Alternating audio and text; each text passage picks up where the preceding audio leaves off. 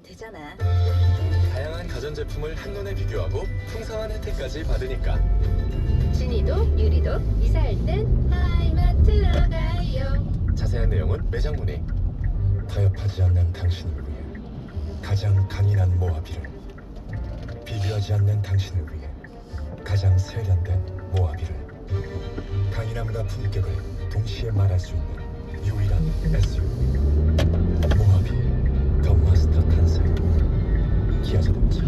현대해상 안전 DJ 태연입니다. 5656님의 사연인데요. 어제 늦게까지 술 마셔서 지금 운전 안 하고 지하철로 출근 중. 아주 칭찬해요. 술이 덜 깬 숙취운전도 음주운전. 모두의 안전을 위해 절대 하지 마세요. 현대해상 하이카. 저녁 종합 뉴스를 마칩니다. 장원석 유다원이었습니다. 여러분 고맙습니다.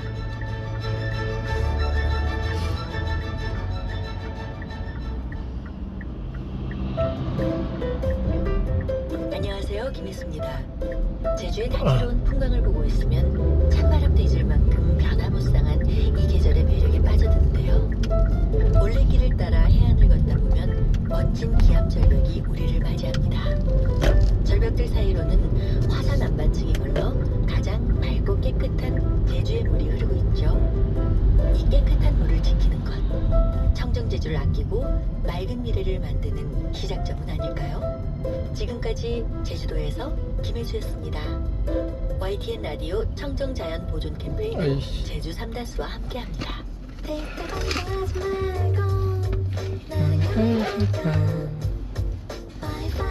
바꿔야 되겠다.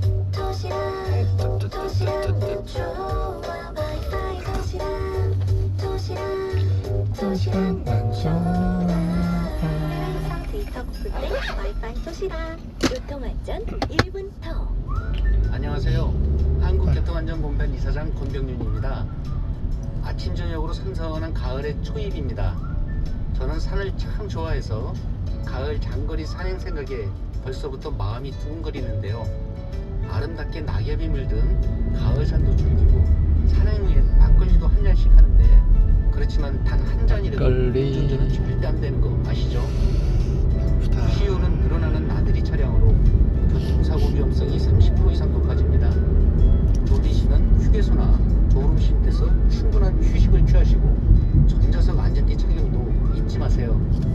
가을로 떠나는 평화로운 여행길에 나와 가족 모두를 행복하게 하는 안전운전을 실천합시다. 교통안전 1분 톡. 국토교통부와 한국교통안전공단이 함께합니다. 속도를 줄이면 사람이 보입니다. 오늘부터 주방용 랩은 뉴랩을 확인하세요. 속도를 줄이면 뉴에코 뉴라이프 자연주의 뉴랩이니까. 프레시 네이처 속도를 신선함은 그대로니까. 줄이면 사람이 자연주의 주방용 랩. 보인다. 뉴에코 뉴라이프. 뉴랩이라면 안심이에요. 뉴스 FM 교통정보입니다. 분당 수서로 양방면 사고 여파를 받습니다. 일단 외곽 쪽으로 이동하는데 탄천일교 진안 지점 2차로에서 승용차 추돌 사고가 발생을 했는데요. 그러다 보니까 뒤에서 청담대교 북단부터 밀리기 시작해서 탄천일교 속도를 진안대까지 줄이면 시속 20km 사람이 미만 정체가 되고 있고, 이 구간 지났는데 캔디 하나 먹자. 반대편 청담대교 쪽으로 가는 길은 탄천일교로 못 가는 지점 위험해. 갓길에서 사고 처리 작업을 하고 있습니다. 위험해. 이쪽으로 북평에서 탄천 1교까지 밀리고 있고요. 위험해. 구간 지나는 데는 대략 33분 정도 소요가 되고 있습니다. 동부간 선도로 의정부 쪽으로 가는 길 이제는 장안경 부근부터 월계 1교 지날 때까지 쭉 밀리고 있고요. 도심 쪽으로는 수락지하차도에서 청동교 지날 때까지만 짧은 구간에서 속도가 떨어집니다. 동부간선도로 도심 쪽으로 신내에서 월계까지 시속 30km 미만이고, 반대편 외곽 구리 쪽으로 가는 길 종암분기점에서 월릉 사이로 제속도를 내지 못합니다. 고속도로 중에서는 서울 외곽 순환고속도로의 교통량이 많은 편인데요. 판교에서 일산 쪽으로, 판교에서 청계터널, 안현에서 송내, 김포에서 자유로까지 제속도를 내지 못합니다. 뉴스 FM 교통정보였습니다.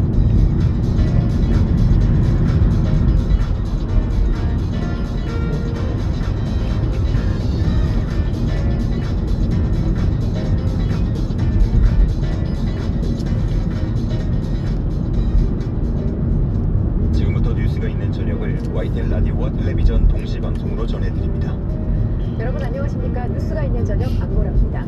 오늘 정경심 교수의 표창장 위조 의혹 등을 둘러싼 검찰 수사 하나씩 들여다보려고 합니다. 손수호 변호사 출연 준비되어 있고요. 또 인터넷 동영상 서비스 OTT라고 하죠. 춘추 전국 시대를 연 OTT 시장도 이우훈 IT 칼럼니스트와 함께 짚어보겠습니다. 샵 0945번의 유료 문자, 유튜브 팟빵 댓글로 방송 참여 가능합니다. 첫 소식은 아프리카 돼지열병으로 가보겠습니다. 경기도 파주에 이어서 연천의 돼지 농장도 확진 판정을 받았습니다.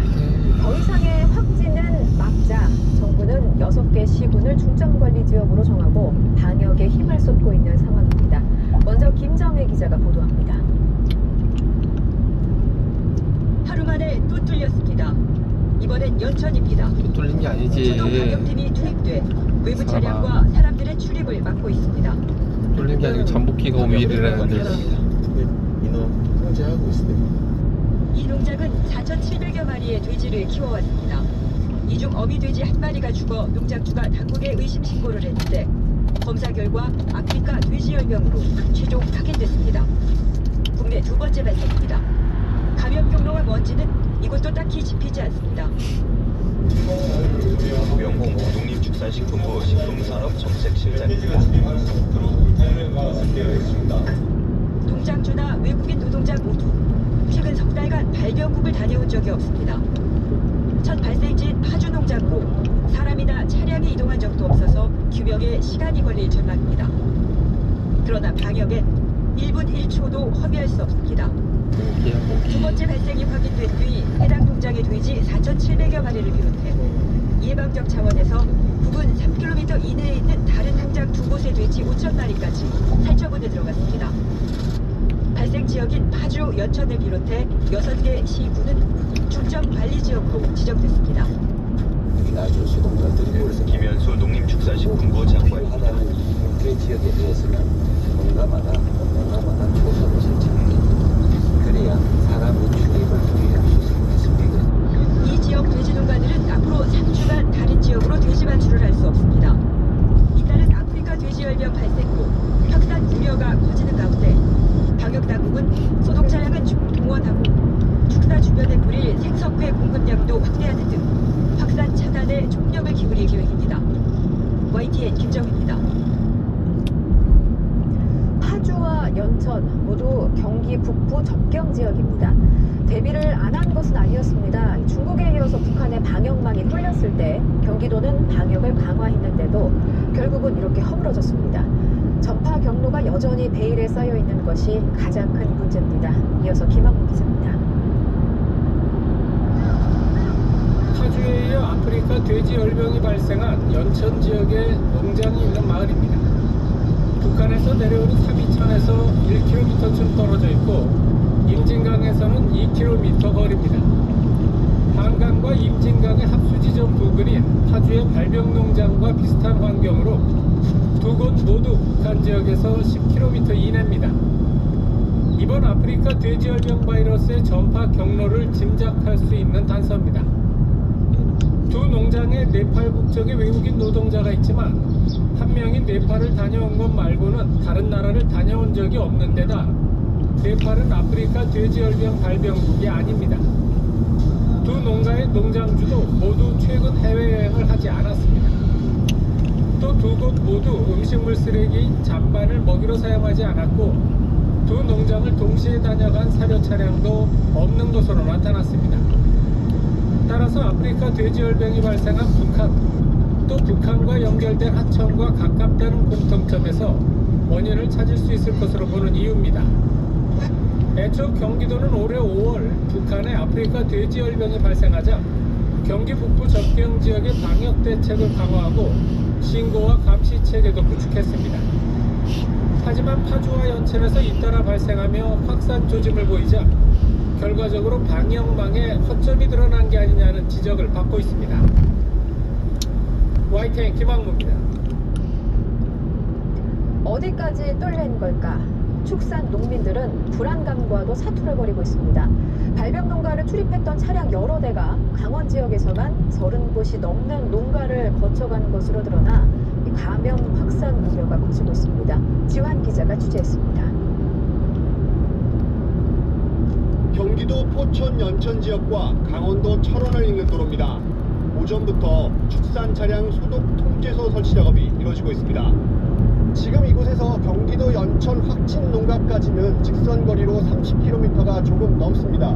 원래는 소독시설이 한 곳이 있었는데 발병 지역이랑 워낙 가까워지자 도로 주변에 소독시설을 추가로 확충하는 겁니다. 코앞까지 전염병이 다가온 상황에서 뒤늦은 방역에 추가도 포기한 농민은 더 불안합니다. 양돈 농민입니다.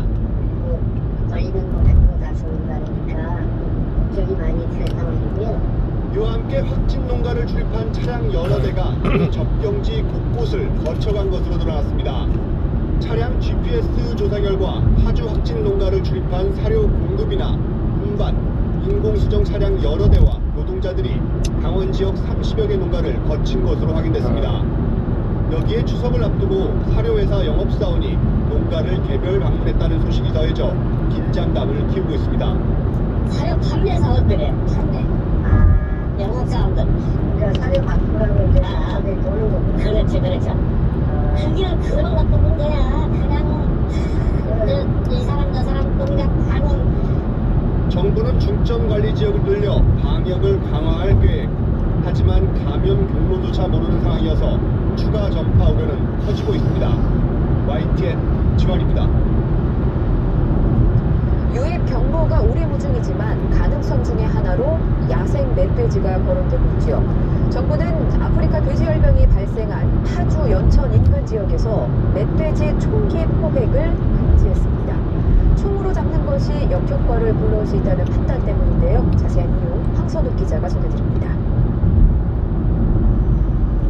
아프리카 돼지열병의 감염 경로는 돼지가 감염된 잔반 사료를 먹거나 농장 관계자가 발병 국가를 방문하거나 야생 멧돼지가 옮기는 경우 등 크게 세 가지입니다.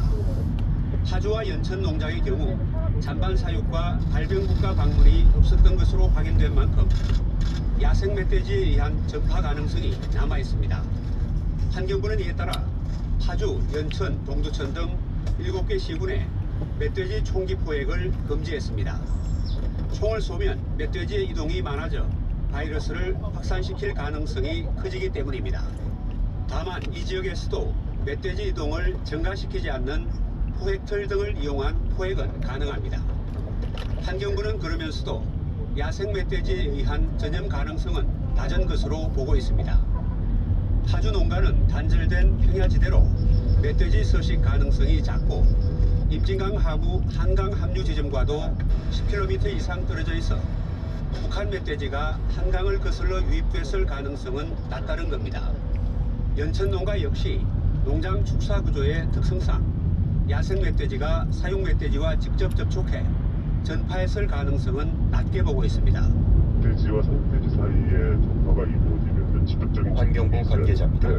농가들이 울타리도 있고 창도 없는 그런 구조이기 때문에 그런 접촉이 있었다고 보기는 좀 어려운 상황입니다. 야생 멧돼지에 의한 감염은 러시아 방목 농가에서 발생한 두 건 외에는 전 세계에서 아직 보고된 사례가 없습니다. 환경부는 하지만 만에 하나 가능성에 대비해 총기 포획 금지와 함께 야생 멧돼지 폐사체 발생 여부 확인과 검사를 강화했습니다. YTN 황순욱입니다. 아프리카 돼지열병 확산을 막기 위해서 접경 지역에서만큼이라도 공동 방역에 나서보자. 정부가 대답 없는 북한을 향해서 거듭 제안하고 있습니다. 김지선 기자가 보도합니다. 정부가 북한에 아프리카 돼지열병 방역 협력을 거듭 제안했습니다. 파주에 이어 연천까지 남북 접경 지역을 따라 확산할 기미가 보이자 북측에 통지문을 보낸 겁니다. 남북 방역 이상민 통일부 대변인입니다. 이 필요성들에 대해서 대북 통지문을 오전에 전달을 했습니다. 북측 지역의 피해를 막기 위해 우리 측 발생 지역과 현황 자료도 함께 전했습니다. 답이 올진 미지수입니다. 북한이 아프리카 돼지열병 확진을 신고한 지난 5월 말 이후 정부가 수차례 방역 협력을 제안했지만 북측은 끝내 답을 하지 않았습니다. 김현철 통일부 장관은 북측 중국과 협력이 긴밀히 이루어지지 않고 있다고 밝혔습니다. 아프리카 돼지열병이 북한에서 유입됐을 가능성에 대해선 신중한 입장을 보였습니다. 야생 멧돼지에 대한 경로와 관련돼서는 김현철 통일부 장관이 여러 가지 조치를 취했는데 또 전문가들 얘기로는 그럴 가능성은 별로 높지 않다라는 또 평가도 돼 있습니다. 정부는 북한의 답을 기다리며 일단 우리 측 지역에서 방역에 주력하고 당초 파주에서 개최할 예정이던 9.19 평양 공동선언 1주년 기념 행사도 서울에서 축소에 열기로 했습니다. YTN 김지선입니다. 서민 음식의 대명사 삼겹살이 금겹살이 되는 것이 아니냐, 장바구니 물가를 걱정하는 분들도 있으실 텐데요. 일시적으로 도매가는 올랐습니다만 이 축산업계에서는 이런 오름세가 장기화하지는 않을 것으로 전망하고 있습니다. 김태민 기자가 짚어드립니다. 서울의 한 돼지고기 전문 식당. 점심시간 손님들의 발길은 이어지지만 업주는 마냥 웃을 수 없습니다. 아프리카 돼지열병 확산 우려가 커지면서 돼지고기 가격 인상 가능성이 있기 때문입니다. 아이, 걱정이 크지요.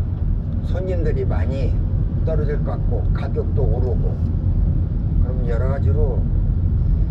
정육점 사정도 비슷합니다. 당장 돼지고기 도매 가격이 1kg에 1,000원 가까이 오른 데다 손님 발길도 주춤해졌습니다.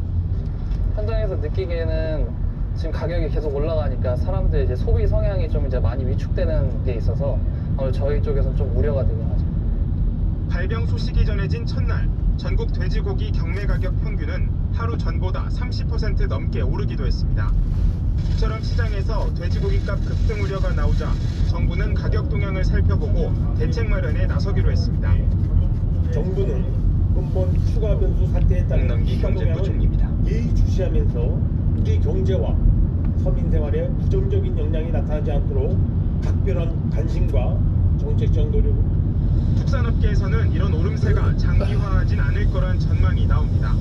전염병 발병 지역의 돼지 사육량이 전체의 10% 수준에 불과하고 돼지고기 비축량도 아직은 여유가 있기 때문입니다. 현재 가격은 급등했지만 아직까지 그 공급량이 충분하고. 이득규 농협축산유통부 팀장입니다. 돼지 가공업체들의 재고 분량도 많이 있기 때문에 추가적인 어떤 상승은 그렇게 크지 않을 것으로 보여집니다. 정부가 아프리카 돼지열병 확산 저지를 위해 총력 대응에 나선 가운데 일시 이동 중지 명령이 해제되는 시점이 돼지고기값 변동의 분수령이 될 전망입니다. YTN 김태민입니다. 돼지고기 가격이 크게 오르진 않을 것이라지만 소매 가격은 소폭 올랐습니다. 아프리카 돼지열병으로 도매시장 대부분이 휴장하면서 거래가 일시 중단됐기 때문인데요. 이 한국농수산식품유통공사는 아프리카 돼지열병 발병 전인 지난 16일 100g에 2,013원이던 국산 냉장 삼겹살 평균 소매가는 어제 2,029원으로 오르더니 오늘 2,044원까지 상승했다고 밝혔습니다. 또 돼지고기 수급이 불안한 조짐을 보이자 일부 중간 도매상들이 시세 차익을 노리고 매점 매석에 나섰고요. 이 재고 물량이 거의 없는 소규모 정육점이나 돼지고기 식당들은 어려움을 겪는 현상도 나타나고 있습니다.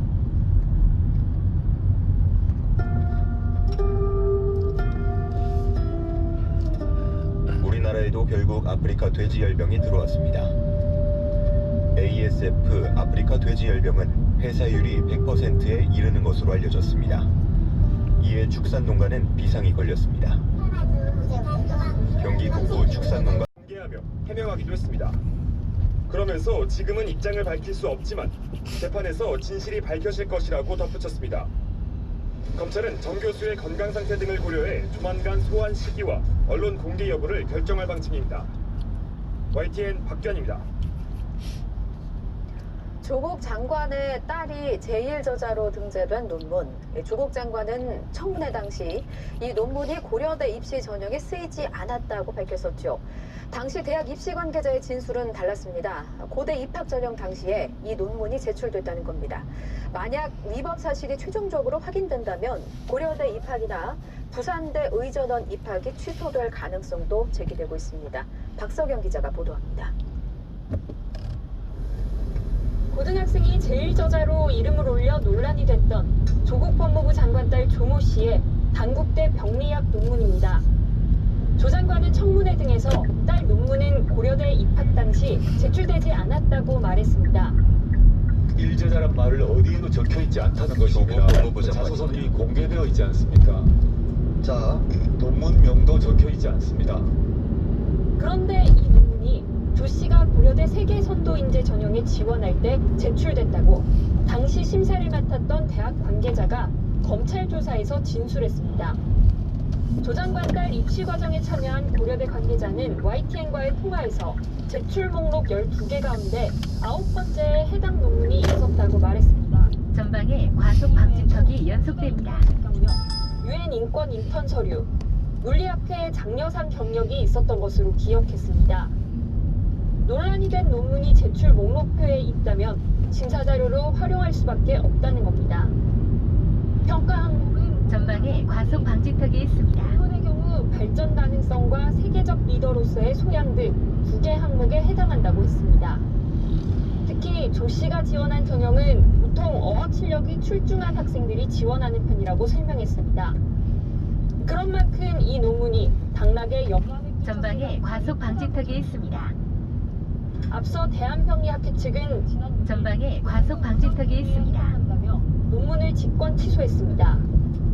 위법 사실이 확정될 경우 고려대는 물론 이미 위조 의혹이 불거진 동양대 총장상을 제출한 부산대 의학전문대학원 입학까지 위태로울 수 있습니다. 검찰은 이 같은 이력이 실제 전형 과정에서 어느 정도 영향을 미쳤는지 고려대와 부산대 입시 관계자 등을 불러 구체적으로 확인하고 있습니다. 전방에 과속 방지턱이 있습니다. 사실이 알려지며 거짓 해명 논란이 일자 고려대 측은 검찰 수사 뒤 학교 규정에 따라 대응하겠다고 밝혔습니다. YTN 박서경입니다. 전방에 과속 방지턱이 연속됩니다. 과외 선생님 영화 기생충 내용입니다. 기정이가 그렇게 손재주가 좋다며? 주인공에 따른 오빠의 대학 재학 증명서를 위조합니다. 이처럼 영화에서 나올 법한 일이 현실에서도 이루어지는 걸까요? 검찰은 정경심 교수 컴퓨터에서 딸 표창장 위조 정황을 확보했다고 밝혔습니다. 동양대학교 표창장이 김종민 더불어민주당 의원입니다. 위조됐으면 당연히 법무부장은 못하죠. 제가 그것이 확인되게 되면 저 인사청문회 당시 조국 법무부 장관 후보자입니다. 법적 책임 져야 되겠죠? 제 처가 그걸 했다 그러면 법적인 책임을 져야 되고 누구나 법 앞에 평등하다 생각합니다. 관련해서 대담이 이어집니다. 네, 손수호 변호사 나와 계십니다. 함께 이야기 나눠보겠습니다. 변호사님 어서 오십시오. 예, 지금 저희 방금 기생충 영화가 나가는데 혹시 영화 보셨습니까? 봤습니다. 이 영화에서 보면은 이제 위조한 정황이 나오는 것이죠. 그러니까 동양대 표창장을 정경심 교수가 위조를 했다는 의혹에 대해서 어떤 정황을 검찰이 확보한 것으로 보입니다. 어떤 정황을 부착한 겁니까? 우선 저는 판단을 하는 사람은 아니고 예. 설명과 해설을 해드리는 그런 오늘 자리인데 예. 조금 전에 그 영화 화면 보셨잖아요. 이거 역시 검찰 측으로부터 흘러나온 그런 언론 보도입니다. 예. 네, 검찰 측